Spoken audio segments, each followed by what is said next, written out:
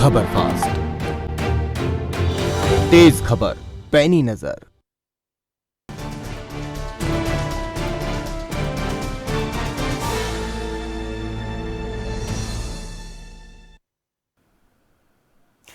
नमस्कार, आप देख रहे हैं सिंहासन पर महासंग्राम और आपके साथ मैं हूं कायनात अंसारी। 5 राज्यों के चुनावी नतीजे कल आने वाले हैं, लेकिन देश के सबसे बड़े राज्य उत्तर प्रदेश से आने वाले नतीजों पर सभी की निगाहें टिकी हैं।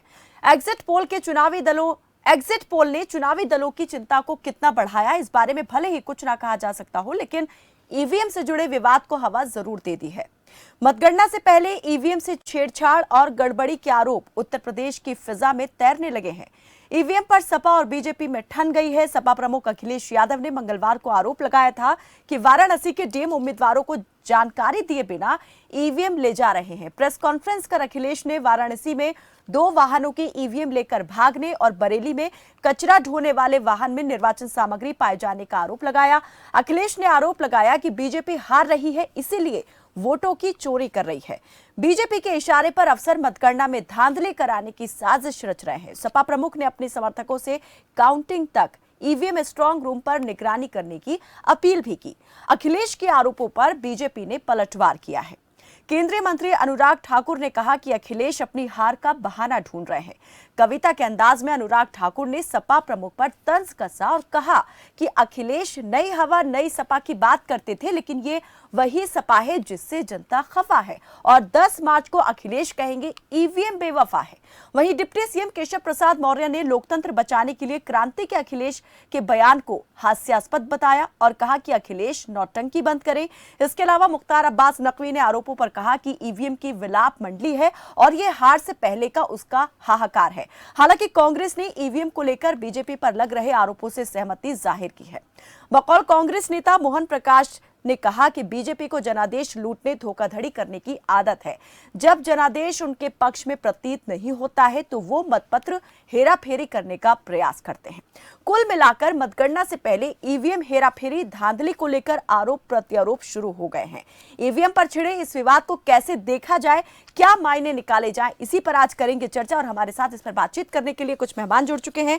आलोक कुमार हमारे साथ सपा के प्रवक्ता जुड़े हुए हैं, हमारे राजनीतिक संपादक संजीव कपासिया और बीजेपी के प्रवक्ता कंचन द्विवेदी हमारे साथ जुड़े हुए हैं। आप सभी का बहुत स्वागत है। अब से कुछ ही देर में वरिष्ठ पत्रकार भी हमारे साथ जुड़ेंगे। चर्चा की शुरुआत यहां पर मैं करना चाहूंगी बीजेपी प्रवक्ता के साथ में कंचन द्विवेदी।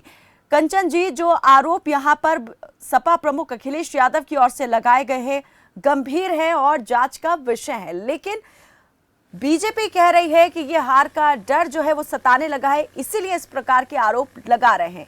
तो कौन यहाँ पर चोरी जो है वो हो रही है, कौन कर रहा है या कौन सीनाजोरी कर रहा है?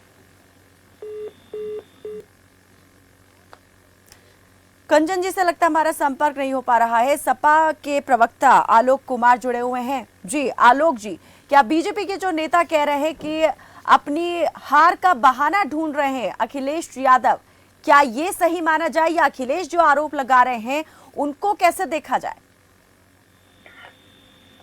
धन्यवाद कहना जी। देखिए, रिजल्ट क्या होगा ये तो कल ही मालूम पड़ेगा। शायद भविष्य वक्ता और भविष्य दृष्टा बीजेपी के साथी हो गए जो अपने आप को विजयी मानने लगे हैं।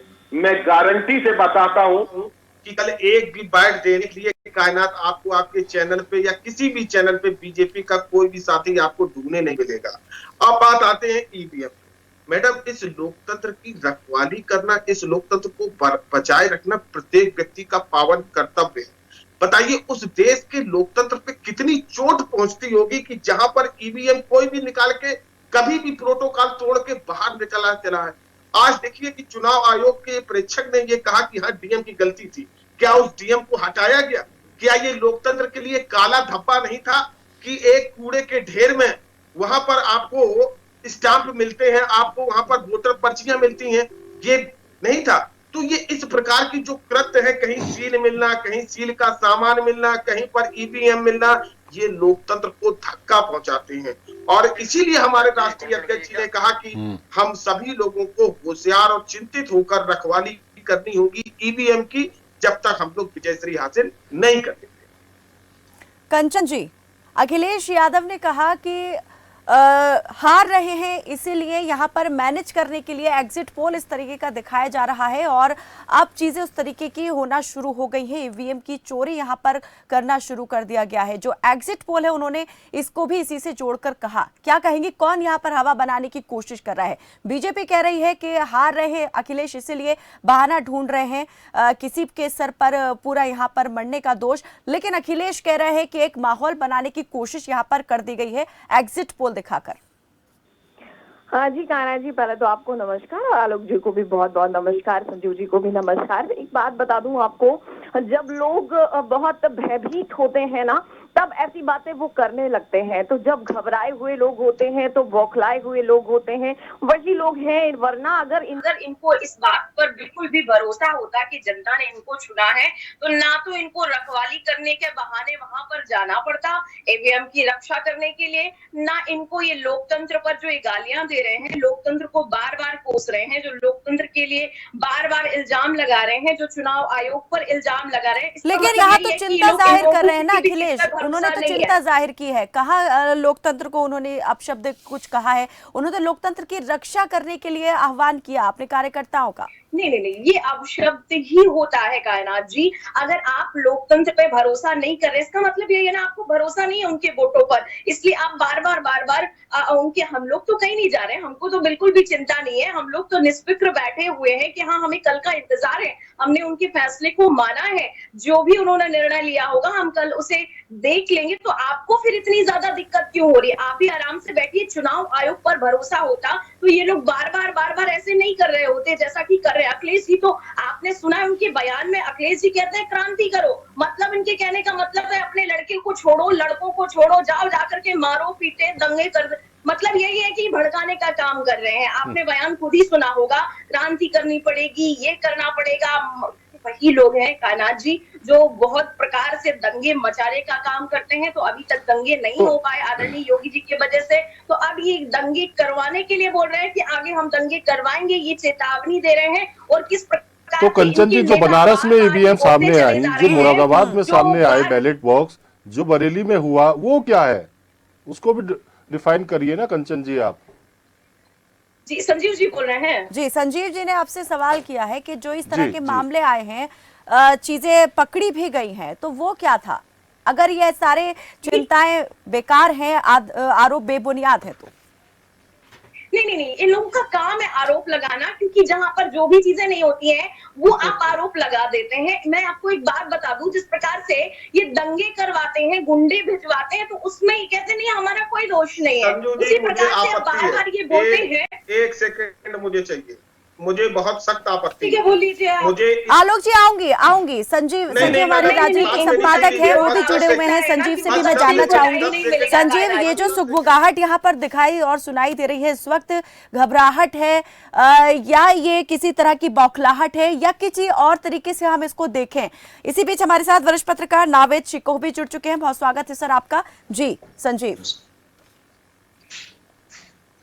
देखिए कायनात, अब की बार जो उत्तर प्रदेश में चुनाव हुआ है, जहां तक हमने सोचा समझा और देखा है, वो चुनाव सीधा भारतीय जनता पार्टी और समाजवादी पार्टी में हुआ है। बाकी दल पूरे सिनेरियो से लगभग बाहर रहे हैं। हालांकि कई जगह बसपा मामले को त्रिकोणीय बनाती नजर आई है, लेकिन अखिलेश यादव को अब की बार लगता है कि वो सत्ता में आ रहे हैं, उनकी सरकार बन रही है। और यही वजह है कि अखिलेश यादव, जहां तक ईवीएम का सवाल है, पूरी रखवाली की बात कर रहे हैं, अपने कार्यकर्ताओं से आह्वान कर रहे हैं, पत्रकारों के जमीर को जगाने की बात कर रहे हैं शायरी के माध्यम से। तो ये जो सारी चीजें हैं, ये जो सारी एक्सरसाइज है, इस बात को लेकर है कि कल पूरी तरीके से पारदर्शिता के साथ गिनती हो। तो ये आलोक कुछ बोलना चाह रहे थे। आलोक, ये बताइए, जब आपको ये लगता है कि पूरे प्रदेश ने आपको जनादेश दिया है, आपको पश्चिम से लेकर पूर्वांचल तक सपा की बयार रही है, तो फिर आखिर ये हड़बड़ाहट क्यों है? आखिर ये दिक्कत क्यों है, बेचैनी क्यों है आपके नेता को आप में? ये संजू जी मुझसे प्रश्न है? जी आप ही से आलोक जी। हाँ आलोक जी आपसे। देखिए, हड़बड़ाहट निश्चित रूप से होती है। जो जिसको विजयश्री मिल रही हो उसको विजयश्री रखवाली का भी जिम्मा होता है। हमने बहुत सारे स्टेट में चुनाव को देखा है कि जहां पर बीजेपी ने हेर फेर करके काम किया है। अच्छा, इसमें संजू जी कौन सी बुरी बात हो सकती है कि हमारे राजनीतिक दल के लोग रखवाली कर रहे हैं? रखवाली तो कर रहे हैं, दूरबीन से कर रहे हो, किसी रूप से कर रहे हो, आपका साथ में रख के रखवाली कर रहे हैं। तो इनको ये मिर्चें क्यों लग रही है कि इनको ये लग रहा है भाई आप शासन और सत्ता में, मुझे शक है, मुझे शक इसलिए है, मुझे शक इसलिए है क्योंकि आपने अभी तक चुनाव आयोग ने कंप्लेंट की है, चुनाव आयोग ने एक भी डीएम एसपी को कहीं से कहीं भी नहीं हटाया है। तो इसलिए हमें शक है, हमें शक इसलिए है कि सड़क पर ईवीएम मिल रही है, सड़क पर बैलेट पेपर मिल रहे हैं, हमें शक है, हम अपनी सुरक्षा कर रहे हैं। तो इसमें आपको क्या आपत्ति आ रही है? तो यही तो इल्जाम है कि आपको चुनाव आयोग पर भरोसा नहीं है। यहाँ पर बीजेपी का कोई मतलब ही नहीं है। यहाँ तो चुनाव आयोग के भरोसे की बात है आलोक जी, कि आपको एजेंसियों पर भरोसा नहीं है। जब आपको एजेंसियों पर भरोसा नहीं है तो आप चुनाव क्यों लड़ रहे हैं? हमको समझ नहीं आता है, चुनाव क्यों लड़ रहे हैं? ऐसे काम नहीं चलेगा। ये आप क्रोध कर रहे हैं, अखिलेश जी भी कर रहे हैं, इतनी बौखलाहट मेरे चेहरे पे भी है, देख लीजिए, इतना आलोक जी के चेहरे पे, इतनी अखिलेश जी के चेहरे पर भी, क्योंकि जो भागने वाले लोग हैं वो क्रोध करते हैं।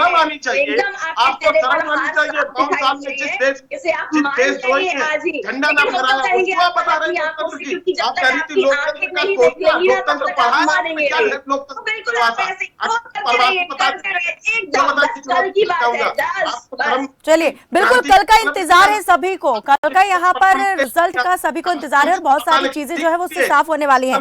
नावेद हमारे साथ जुड़े हुए हैं, वरिष्ठ पत्रकार है नावेद शिको। नावेद, आपसे जानना चाहेंगे कि जो आरोप प्रत्यारोप का दौर शुरू हुआ है मतगणना से पहले ही, कैसे इसको देखा जाए? क्या ये एग्जिट पोल के बाद शुरू होने वाली बेचैनी के तौर पर देखा जाए, या फिर ये जो आशंकाएं व्यक्त की गई हैं ईवीएम में हेरफेर को लेकर के, हेराफेरी और धांधली को लेकर, गड़बड़ी को लेकर, इनको सही तरीके से देखा जाए और कहा जाए कि जांच का विषय है ये सारी चीजें और इन पर राजनीति ना हो कि जांच होनी चाहिए? देखिए, ये बहुत गंभीर विषय है और इस बात को लेकर आशंकाएं बढ़ती चली जा रही हैं। ये बात सच है कि जिस तरीके से उत्तर प्रदेश का विधानसभा चुनाव हुआ, उसमें तमाम लोगों की अपनी जो आशंकाएं रही कि ये चुनाव समाजवादी पार्टी की गठबंधन और बीजेपी के बीच में नेट टू नेट लड़ाई है। इसके बाद में तमाम समीक्षक, तमाम विश्लेषक इस बात की अंदाजा लगाने लगे कि लड़ाई आमने सामने की है और बहुत टक्कर का मुकाबला है। उसके बाद एग्जिट पोल की रिपोर्ट जो आती है, एग्जिट पोल की जो आशंकाएं और एग्जिट पोल के जो अनुमान आते हैं वो बिल्कुल चौंकाने वाले होते हैं। वो कुछ इस तरह होते हैं कि भारतीय जनता पार्टी बहुत ही आसानी से जीत रही है और समाजवादी पार्टी नतीजे से पहले बहुत पीछे के एग्जिट पोल ने ही सबको चौंका दिया है। बिल्कुल, एग्जिट पोल के बाद में कहीं ना कहीं समाजवादी पार्टी के अंदर बेचैनी हो जाना एक स्वाभाविक बात है, क्योंकि ये मान के वो भी चल रहे थे, उनकी एक एक सीट पे जो लड़ाई हुई है कि उनका मुकाबला जरूर है, लेकिन वो इतने पीछे हो जाएंगे जब इस तरह की एक बड़ी शॉकिंग है एग्जिट पोल आता है, उसके बाद में एक बेचैनी पैदा हो जाती है। और कहा यह जाता है, ये विपक्ष की तरफ से कहा जाता है, ये समाजवादी पार्टी की तरफ से कहा जाता है कि इस तरीके से, जिस तरीके से एक बहुत ही आम बात है और इसको बहुत ही साफ तरीके से मैं पेश करना चाहूंगा कि होता क्या है कि जब सत्ता पक्ष की तरफ कहीं ना कहीं शासन और प्रशासन का रुख होता है, जाहिर सी बात है कि अधिकारी जो है वो सरकार के अधीन ही काम करते हैं, उनके मार्गदर्शन में ही काम करते हैं। उस पर एक शंका होती है, एक आरोप ये होता है कि कहीं सरकार और प्रशासन अपने पावर के तहत कुछ बेईमानी ना करा दे, कोई एरर पैदा ना कर दे। कुछ एक चीज तो कही जाएगी कि देखिए, ईवीएम पे सवाल उठाना तो मैं समझता हूं कि मूर्खता है और इस तरह के सवाल बचकाने होते हैं, लेकिन इस बात को बहुत गंभीरता से तमाम एक्सपर्ट्स कहते हैं कि वोटों की जब गिनती होती है, उसमें जो बैलेट होते हैं, जो उसमें पोस्टल के होते हैं, जो एक पहले से वोट डाल देते हैं, जो जिनके साथ कोई समस्या होती है या वो सरकारी नौकरी में कहीं उनकी ड्यूटी लगी होती है, उन वोटों को लेकर कुछ हेर फेर के आरोप लगते रहे हैं। मैं कह रहा हूं, कोई भी सत्ता हो, कोई भी इलेक्शन हो, वो प्रक्रिया बिल्कुल अलग टाइप की है। आप वरिष्ठ पत्रकार हैं और अखिलेश यादव का आरोप चुनाव आयोग पे तो है ही, लेकिन वो मीडिया पर भी सवाल खड़े कर रहे हैं। एक मैं उनका ट्वीट पढ़ना चाहता हूं, नावेद, वो लिख रहे हैं कि लिख रहा हूं ये सोच कर कि शायद जागेगा जमीर, बेखबर से हो गए हैं ना जाने क्यों कुछ खबर नवीस। यानी मीडिया पर पूरी तरीके से जिस तरीके का आरोप उनका चुनाव आयोग पर है, उसी तरीके का आरोप वो मीडिया पे लगा रहे हैं अखिलेश यादव। कहां तक इत्तेफाक रखते हैं इस बात से? उन्होंने कल प्रेस कॉन्फ्रेंस में कहा कि मीडिया चैनल इसलिए परसेप्शन बना रहे हैं ताकि अधिकारी बेईमानी कर सके, उनको मदद मिल सके। कितना दम है इस बात में, और एज ए पत्रकार कैसे सोचते हैं इस बयान को आप?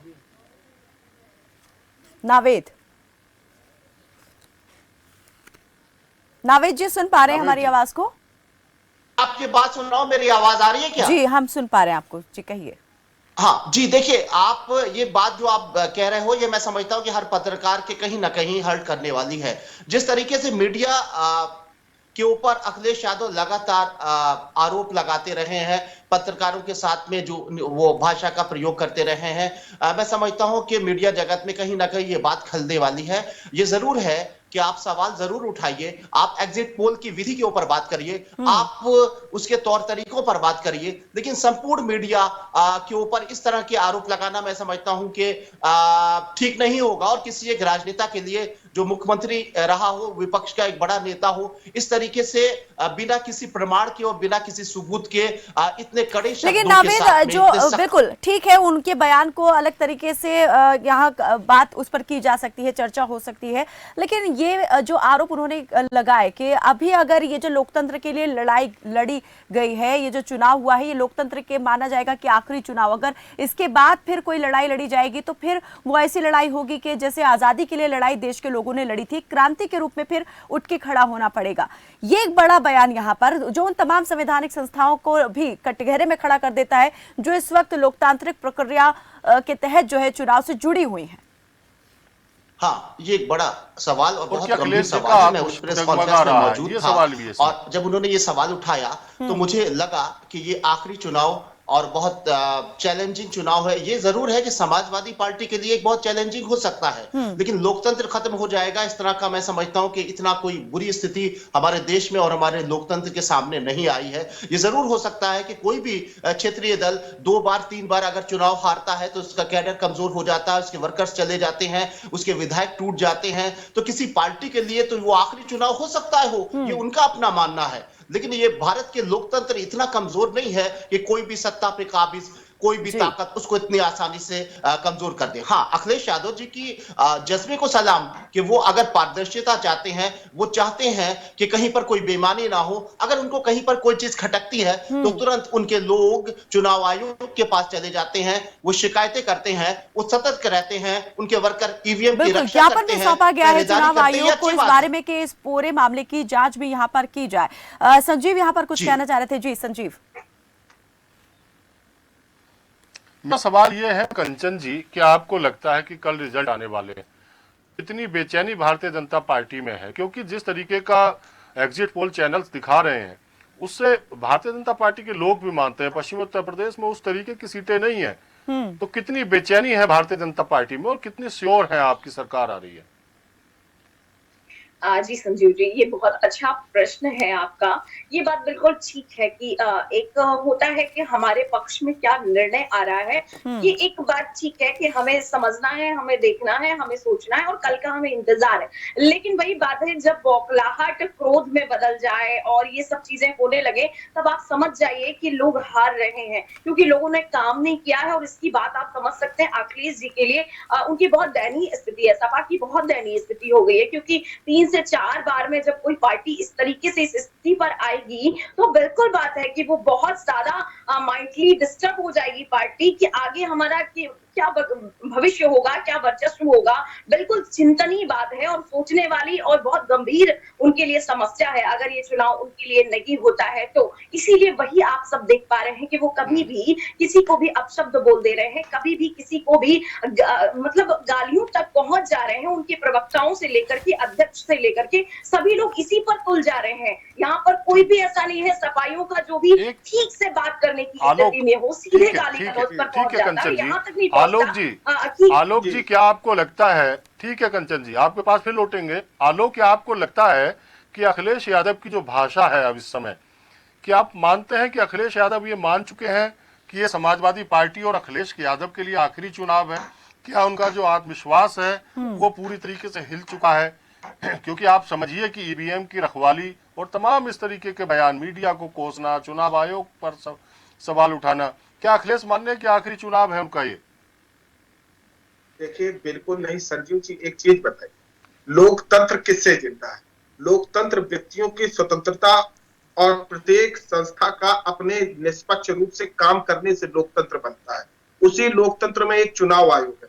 संजू जी, आपने प्रथम दिन से चुनाव जब से चालू हुआ है लास्ट तक समाजवादी पार्टी ने जितनी भी चुनाव आयोग को शिकायतें की हैं एक सिंगल चुनाव आयोग ने उस पर कोई भी ठोस कार्रवाई नहीं की है। आप संजीव जी 2012 से 17 का चुनाव उठाइएगा, भाजपा ने जिस डीएम, जिस एसपी और जिस एडीएम को लिख के दे दिया है कि इसको हटा दिया जाए, चुनाव आयोग ने तुरंत हटा दिया। हम लोगों ने वो दौर भी देखा है। आप बताइए, अखिलेश जी ने अपने लेटर पैड पे स्वयं, देखिए ये महिला मत पूछ में बोले संजू, ये गलत बात, ये गलत बात, इसकी आवाज डाउन करिए, ये गलत बात, ये गलत बात, ये गलत बात।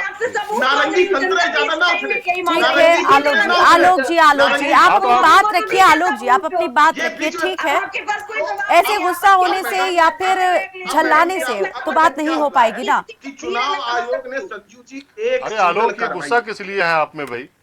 ये गुस्सा किस लिए है? गुस्सा इसलिए है कि मैं अभी एक चैनल पे और बैठा था, बीजेपी का कोई भी प्रवक्ता होता है दूसरे बोल ही नहीं देता। संजू जी मैं अपने स्लॉट पे बोलता हूँ, आप जानते हो कि मैं कितना अनुशासित सिपाही हूँ, और इसके अलावा मैं किसी को इंटरफेयर नहीं करता हूँ। तो मैं भी चाहता हूँ कि मुझे भी बोलने का पूरा मौका दिया जाए, अपना पक्ष रखने का पूरा मौका दिया जाए। तो अब मैं बात बता रहा था बनारस की। बनारस में देखिए, चुनाव आयोग ने मान लिया कि डीएम ने गलती की, लेकिन डीएम को नहीं हटाया जाएगा। क्यों नहीं हटाया जाएगा? जहां गलतियां की, अगर वहां पर अधिकारियों को तुम आप हटा दे तो हमारा शक वहां पर दूर हो। तो जितने शक के अधिकारी हैं वो उसी जगह तटस्थ है। तो लोकतंत्र की रक्षा के लिए चलिए, मेरे पास वक्त यहाँ पर बहुत कम बचा हुआ है। संजीव, आपसे जानना चाहेंगे, जरा बताएं कि ये जो पूरा विवाद अब यहाँ पर उठ खड़ा हुआ है, ये विवाद जो है कल आने वाले नतीजों को लेकर के जो है वो शुरू हुआ है कि कहीं ना कहीं जो आरोप यहाँ पर लग रहे हैं, अखिलेश यादव कह रहे हैं कि एक परसेप्शन क्रिएट करने के लिए एग्जिट पोल का पहले दिखाया गया कि किस तरीके से सामने आ रही है चीजें, रिजल्ट कैसा हो सकता है, और फिर अब यहाँ पर पर्दे के पीछे से ये पूरा इंतजाम करने की कोशिश कर दी गई, मत चोरी हो रहा है। तो दूसरी तरफ बीजेपी कह रही है, बीजेपी के नेता कह रहे हैं कि हार का डर जो है वो सता रहा है और अब बहाने ढूंढे जा रहे हैं। दोनों में से किसके आरोपों को आप कैसे आंक रहे हैं? देखिए कायनात, पश्चिमी उत्तर प्रदेश में इस बात की शुरुआत करना चाहता हूं। अब की बार अखिलेश यादव को लगता है कि जिस तरीके का मुस्लिम वोटर समाजवादी पार्टी के पक्ष में रहा है, कभी इससे पहले न रहा, न रह पाएगा कभी। यादव जिस तरीके का आपकी बार समाजवादी पार्टी के पक्ष में लामबंद था, बहुत मजबूती के साथ खड़ा था। इसके अलावा जो सामाजिक समीकरण अखिलेश यादव ने आपकी बार बिठाया, तो अखिलेश यादव इस बात को लेकर श्योर थे कि उनकी सरकार 2022 में बन चुकी है। लेकिन भारतीय जनता पार्टी के पक्ष में जिस तरीके के सर्वे आए और चैनल्स ने चलाना शुरू किया, तो कहीं ना कहीं अखिलेश यादव का जो आत्मविश्वास था उसको कहीं ना कहीं धक्का लगा है। इसी को लेकर उन्होंने तमाम कार्यकर्ताओं से अपील कर दी कि ईवीएम की रखवाली करिए। वही भारतीय जनता पार्टी के पक्ष में भले ही सर्वे चैनल दिखा रहे हों, भले ही उनके नेता मान रहे हो कि हम श्योर सरकार हम बना रहे हैं, लेकिन अभी भी उनमें बेचैनी है और कल का रिजल्ट तय करेगा। और मुझे लगता है ये बात रिकॉर्ड हो रही है और मैं ऑन रिकॉर्ड ये बात कह रहा हूँ, कल के जो परिणाम है वो चौंकाने वाले हो सकते हैं। नावेद जी जल्दी से अंतिम प्रतिक्रिया आपकी। जी बिल्कुल, मैं सहमत हूं बिल्कुल इस बात के लिए, क्योंकि ये बात सही है कि कल के चुनाव परिणाम जो है वो एग्जिट पोल से अलग हो सकते हैं। और मैं एक बात कहना चाहूंगा, अखिलेश यादव जी जिस तरह आक्रोशित है और गुस्से में है, ये जरूर है कि उनका ये अधिकार है कि ये अपने कार्यकर्ताओं से इस बात की बात कहें, उनका जोश कम ना हो। इसलिए कहें कि एग्जिट पोल गलत हो सकता है, ये तमाम हो सकता है, लेकिन इस तरीके से लोकतंत्र के बारे में या मीडिया के बारे में इतने कड़वे शब्दों का इस्तेमाल ना करें तो बहुत अच्छा। और ये बात सही है, ये हर आदमी कह रहा है, समाजवादी पार्टी से लेकर भारतीय जनता पार्टी को भी एग्जिट पोल के ऊपर पूरी तरह से विश्वास नहीं, और कर को भी कैसे सकता है, ये तो एक अनुमान होता है और कई बार गलत साबित हो चुके हैं बड़े बड़े ब्रांडेड जो सर्वे एजेंसीज हैं। तो नावेद जी, आपके कहने का मतलब ये है कि सिर्फ एग्जिट पोल के नतीजे जो सर्वे सामने आ रहे हैं एग्जिट पोल से, उनसे सिर्फ यहाँ पर जो विपक्षी दल है वही अचंभित नहीं है, चौंके नहीं है, बल्कि जो सियासी राजनीतिक पंडित हैं, जो विशेषज्ञ हैं, विश्लेषक हैं, वो भी बहुत ज्यादा चौंके हुए हैं और सभी को इस वक्त नतीजों का ही इंतजार है। चलिए, बहुत शुक्रिया आप सभी मेहमानों का हमारे साथ इस बातचीत में जुड़ने के लिए। तो ईवीएम को लेकर जो विवाद शुरू हुआ है, इसके पीछे की कहानी क्या है, ये चर्चा के साथ जांच का भी विषय है, क्योंकि जो आरोप ईवीएम को लेकर लगाए गए हैं वो गंभीर तो है ही, साथ ही चुनाव आयोग जैसी संस्था की विश्वसनीयता से भी जुड़े हुए हैं।